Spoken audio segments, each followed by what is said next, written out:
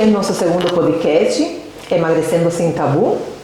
Eu sou a doutora Jaima Ferrer Puente, pós-graduada na área da endocrinologia, atuando aqui na cidade de Veranópolis. E hoje conosco está a nutricionista Bruna.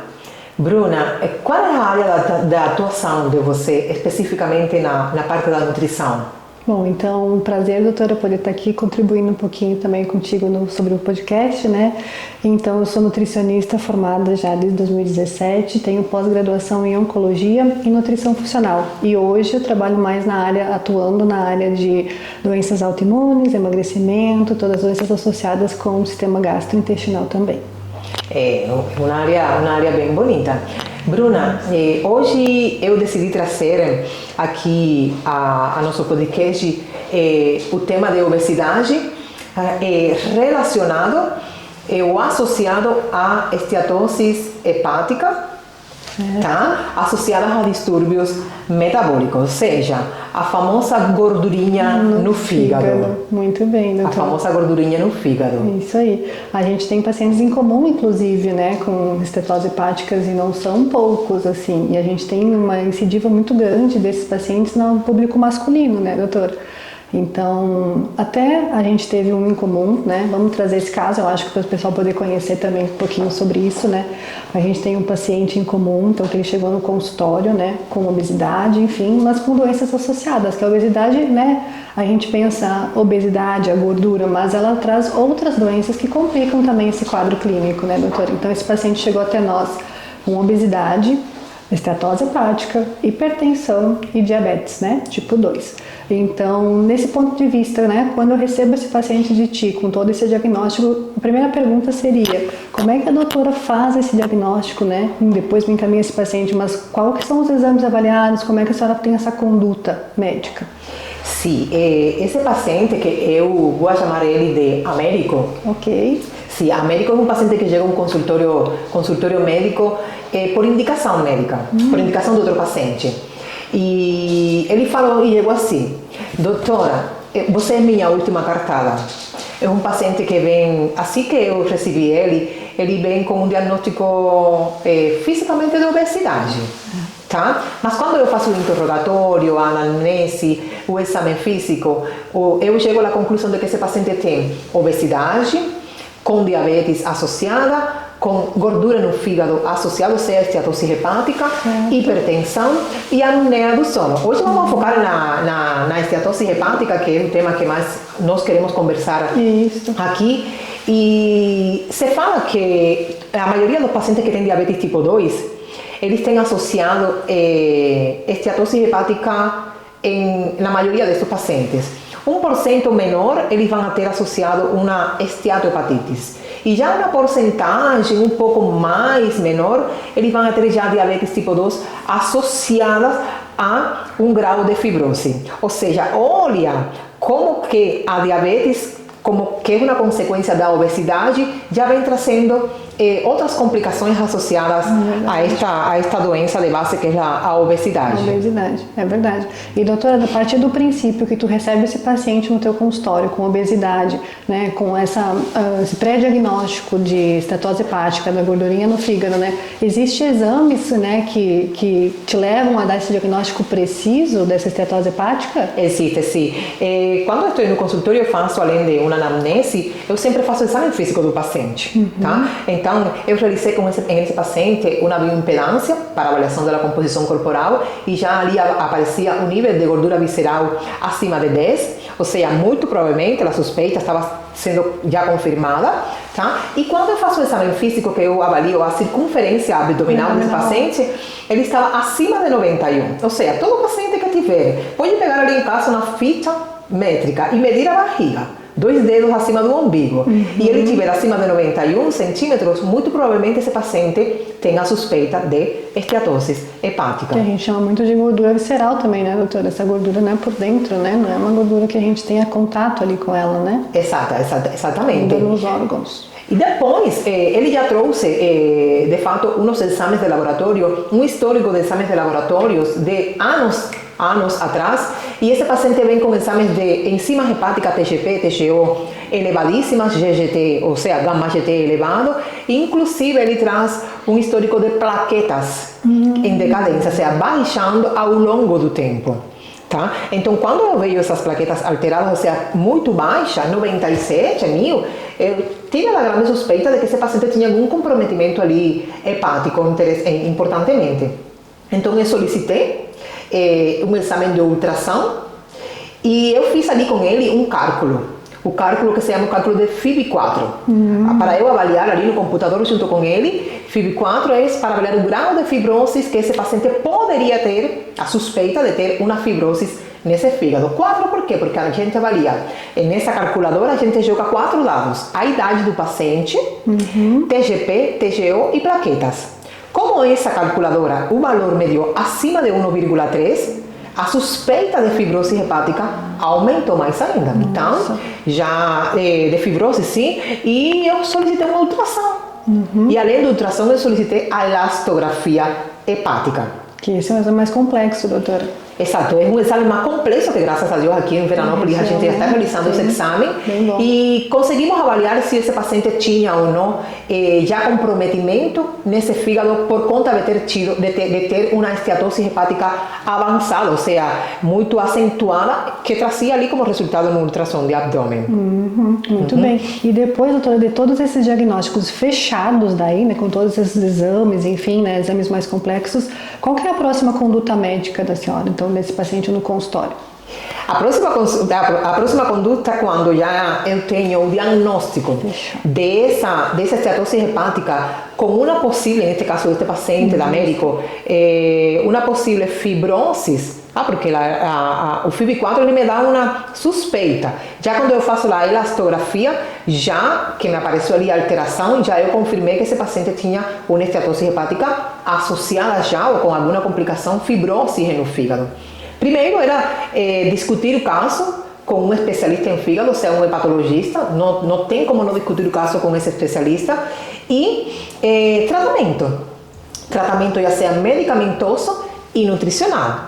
Da minha parte, como tratamento medicamentoso, aqui é baseado principalmente em focar em modificação de modo e estilo de vida, ou seja, esse paciente precisa perder mínimo de 6 a 7% de peso para nós começar a ter um resultado satisfatório, ou seja, visando em perder peso e melhorar essa estrutura desse fígado, essa gordura que está já machucando esse fígado e, claro, como consequência, melhorar os níveis de glicemia, os níveis pressóricos e a qualidade do sono, porque esse paciente está com apneia do sono. Apneia do sono também.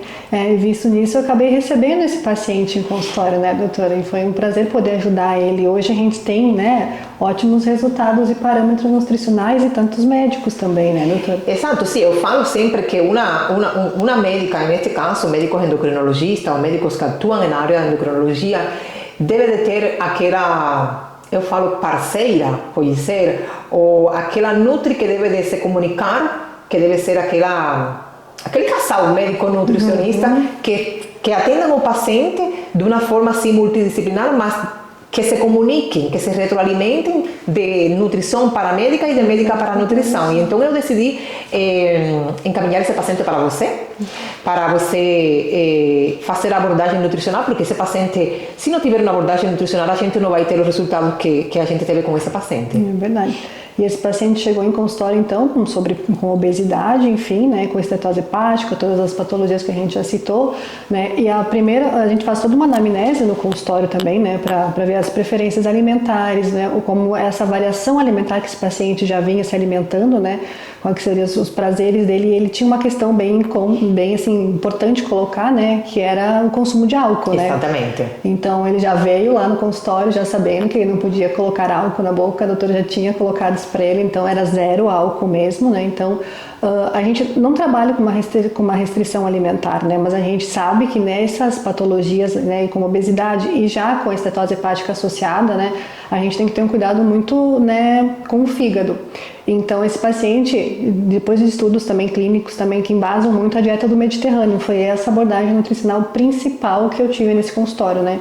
Dieta do Mediterrâneo, essa dieta você explica para o paciente em que consiste essa dieta do Mediterrâneo, como que você fez para que esse paciente américo ele fizesse essa alimentação que ia trazer o resultado que a gente está tendo com ele neste momento. Então, doutora, nesse momento, esse paciente, quando a gente sabe que aquela região, né, de Veranópolis, a gente tem, da região da Serra Gaúcha, muitas massas, o carboidrato, né, a carne, o churrasco, né. Então, quando a gente pensa nesse paciente com esteatose hepática, obesidade, essa dieta do Mediterrâneo, ela tem que vir, né, com alimentos, eu gosto de fazer uma analogia com eles, que a dieta mediterrânea é a base dos alimentos que Deus, né, criou pra gente, né, que deixou na terra, né, que vem da natureza.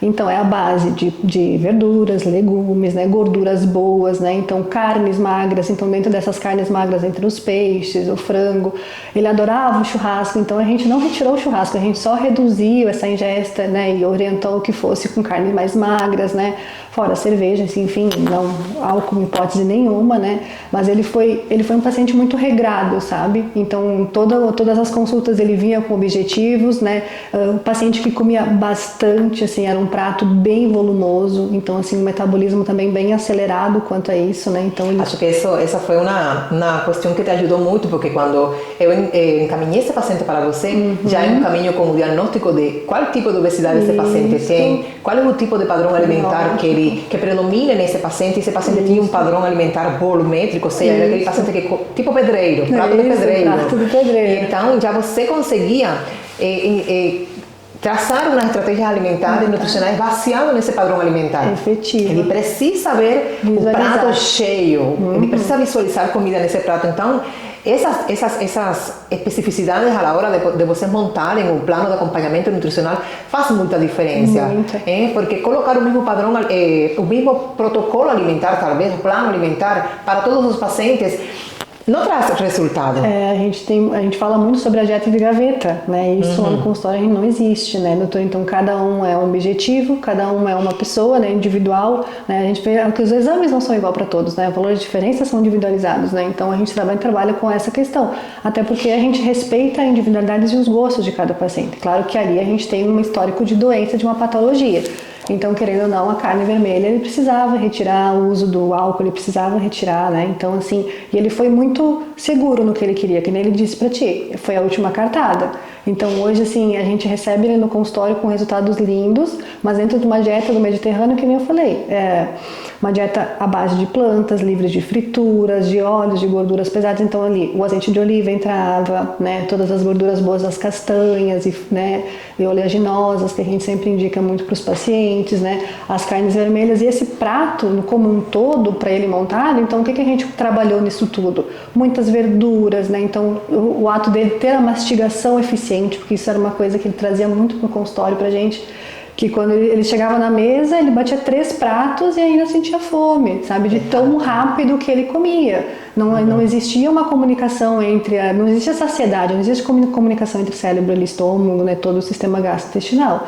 Então isso é um ponto que a gente tem que pensar tanto para começar a digestão, né? E para a absorção de nutrientes, né? O paciente obeso muitas vezes desnutrido pela falta de absorção de nutrientes. Com certeza, né? Existem 2 tipos de desnutrição por defeito e desnutrição por excesso. Hoje a desnutrição que está predominando aqui no Brasil e em muitos países do mundo, a desnutrição por excesso, ou seja, a obesidade é um tipo de desnutrição, onde o paciente também tem déficits nutricionais.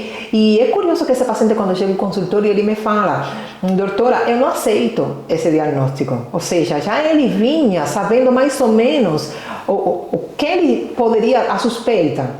E ele falou: eu não aceito esse diagnóstico, o que eu tenho que fazer? E então eu lembro que eu falei para ele: você agradece a Deus todos os dias? Ele falou: claro, mas você agradece com palavras ou você agradece com fatos? E ele falou: bom, com palavras. E então eu falei: por que então a gente não começa a agradecer a Deus pela vida e pela oportunidade de você ter uma nova chance, e agradeça com fatos? Como? Te reconectando com ele através dos alimentos. Entendeu? Então, Deus fez todos os alimentos para nós, ele fez árvores que dão sementes para não transitar por esta vida de uma forma mais leve. Então, vamos agradecer e vamos dar essa oportunidade para você mesmo de poder transitar com saúde e com leveza. Isso, eu levo muito para os pacientes esse significado, esse propósito, né? Como Deus criou os alimentos todos com um propósito na nossa saúde, né? Então eu não digo, não é o significado, é o propósito. Então a gente sabe que existe alimento hepatoprotetores, né? Então esses alimentos com certeza estavam no prato dele todos os dias, né? Existem alimentos, né, que ajudam a alimentar o nosso cérebro, né? Então são alimentos dos neurônios. Então a cenoura, que todo mundo conhece, ótima para a visão. Então tem um porquê. Deus não criou aquilo por nada, né? Então, assim, e hoje as pessoas no tempo, eu acho, na correria do dia a dia, né? Eles preferem, que todo mundo já conhece a frase famosa, né?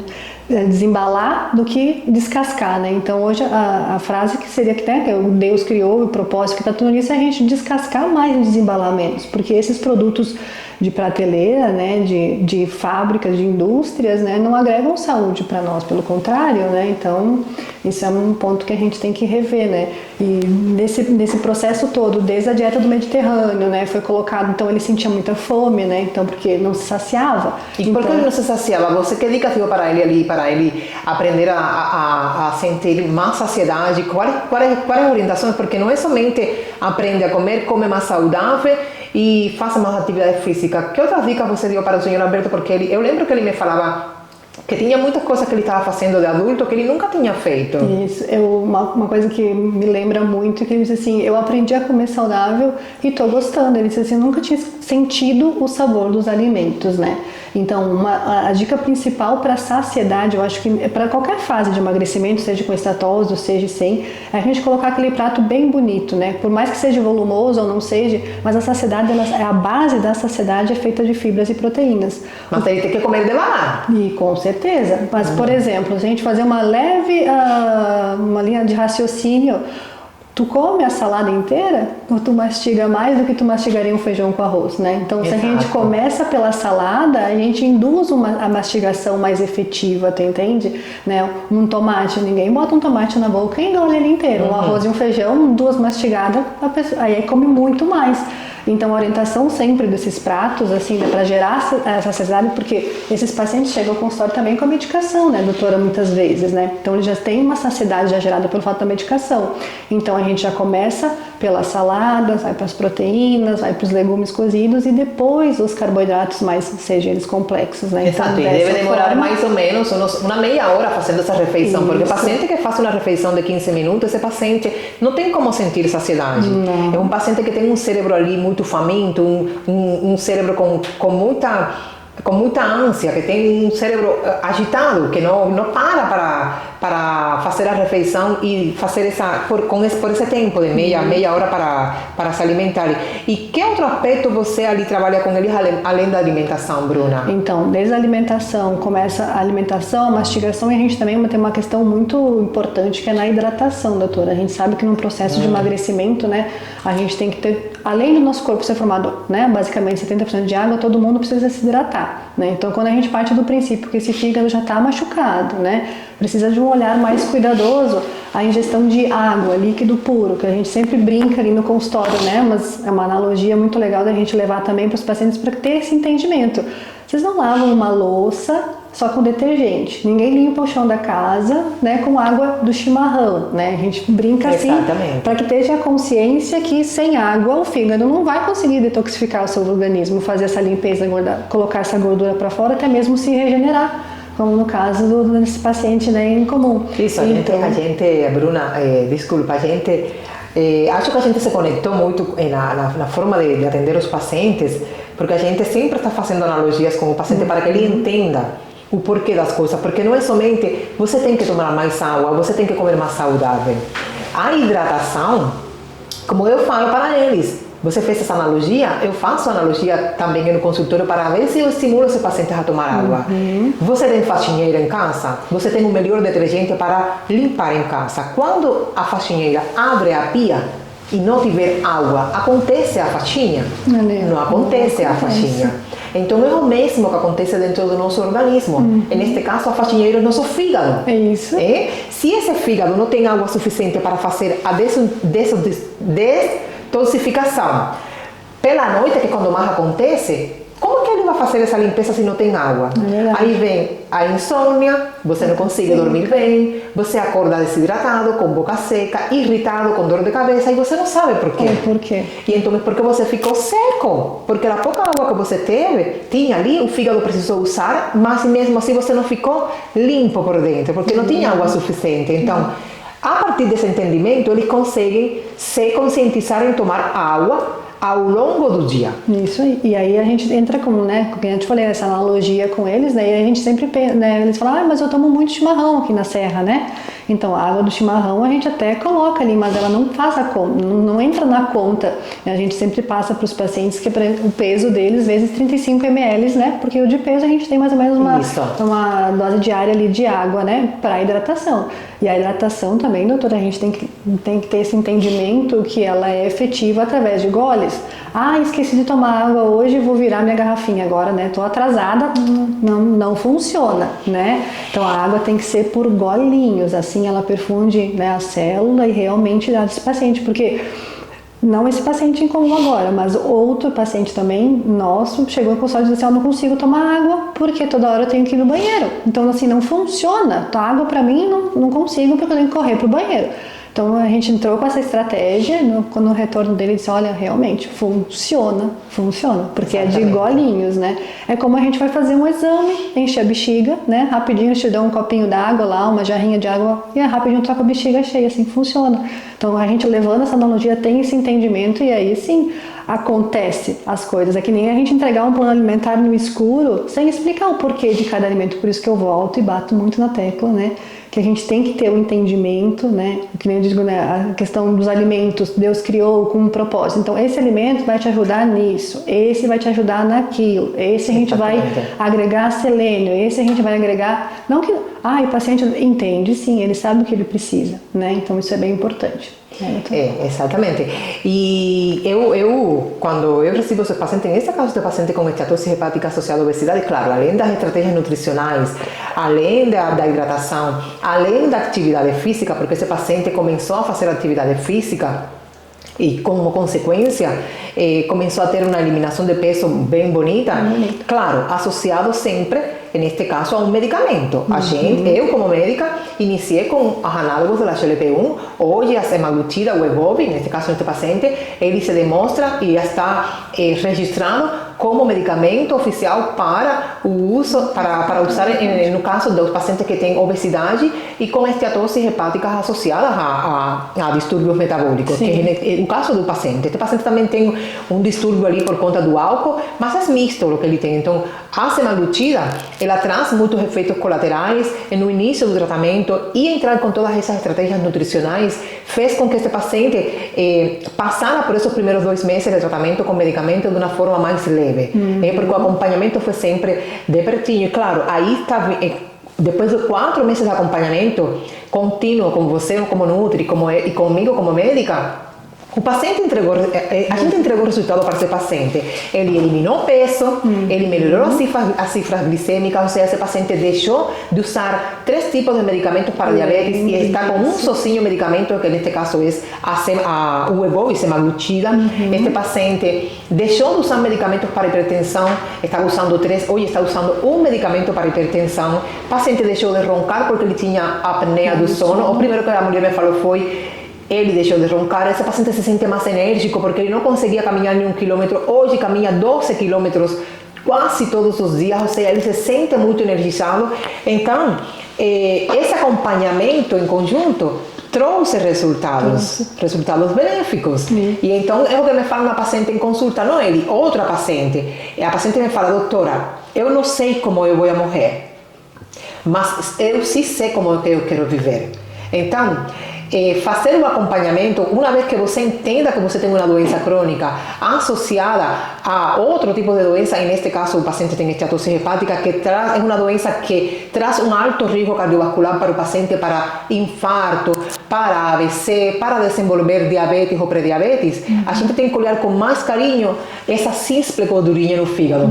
Então, todo paciente que tiver gordura no fígado precisa ser investigado com mais carinho, com mais profundidade, para a gente poder evitar complicações gerações futuras. Verdade.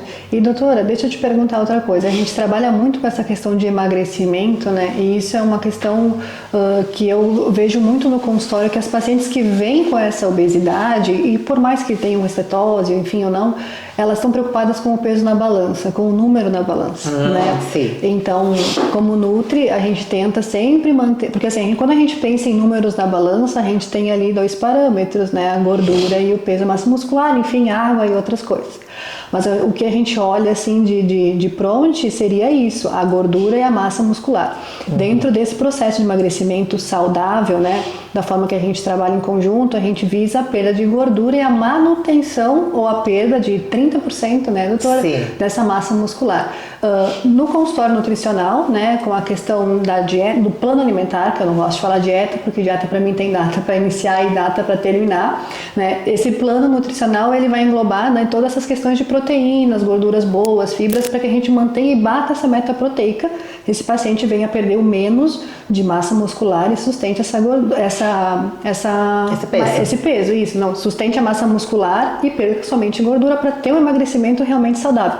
Eu gosto de dizer que essa troca inteligente, ou até às vezes faça, né, com que se tiver atividade física, ele consegue também ter ganho de massa muscular, mesmo no processo de emagrecimento.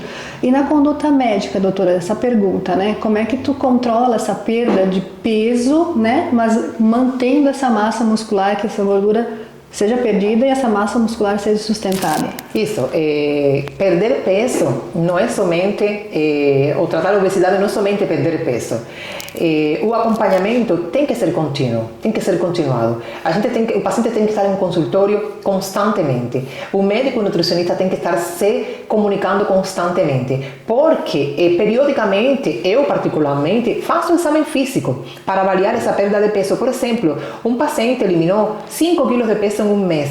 Essa perda de peso foi a base de gordura ou foi a base de músculo? Como que eu vou saber isso? Eu vou saber isso com a bioimpedância. Eu vou avaliar se esse paciente teve uma perda de peso de gordura de um 70% contra mínimo um 30%, máximo um 30% de massa muscular. Se esse paciente américo, ele teve no percurso, ele teve uma queda de massa muscular, que a gente espera, porque sempre a gente tem uma queda na massa muscular, mas a gente conseguiu rápido reverter e solucionar antes que o pior acontecesse, que ele perdesse muita massa muscular. Então, emagrecer sem um acompanhamento por perto de uma equipe multidisciplinar que se comunique constantemente, que troquem ideias a favor do paciente, é o que vai fazer a total diferença no tratamento da obesidade com qualquer doença que ela tenha associada. É verdade. E esse paciente, então, agora ele está começando com atividade física também, né, doutora? Então, a gente encaminhou ele para o personal e está começando, assim, a fazer muitas caminhadas. Isso também ajudou muito nessa perda de peso e toda essa reconstrução desse fígado, desse trabalho que a gente fez, que foi maravilhoso. Eu lembro que as mensagens que a esposa manda, assim, é muito gratificante a gente ver isso, né? E ver o quanto o emagrecimento, a perda de peso foi um brinde, assim, perto da qualidade de vida recuperada, né? Do fígado funcionando em perfeito estado, mas funcionando bem. Se recuperando, o sono sendo recuperado, né? O fôlego dele das caminhadas sendo recuperado. Então, que nem a gente fala para as pacientes em consultório, né? No contexto geral, a perda de peso é uma consequência dos hábitos, né? Da reeducação alimentar acontecendo, né?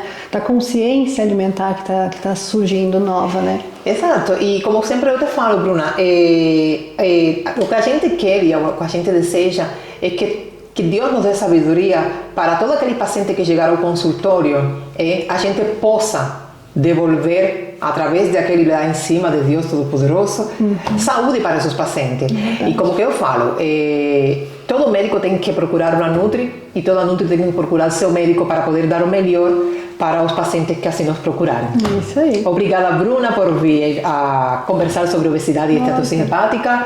Em outros momentos a gente se encontra aqui para trazer mais informação. Vou deixar uma frase muito linda de Steve Jobs, né? Que a gente fala sobre alimentos, né? Então, para vocês comerem alimentos como remédio, porque senão no futuro a gente vai acabar comendo remédio com alimento, né? Então fica, né, esse raciocínio para que a gente possa melhorar cada vez mais a nossa alimentação. Obrigada, doutora. Obrigada a você.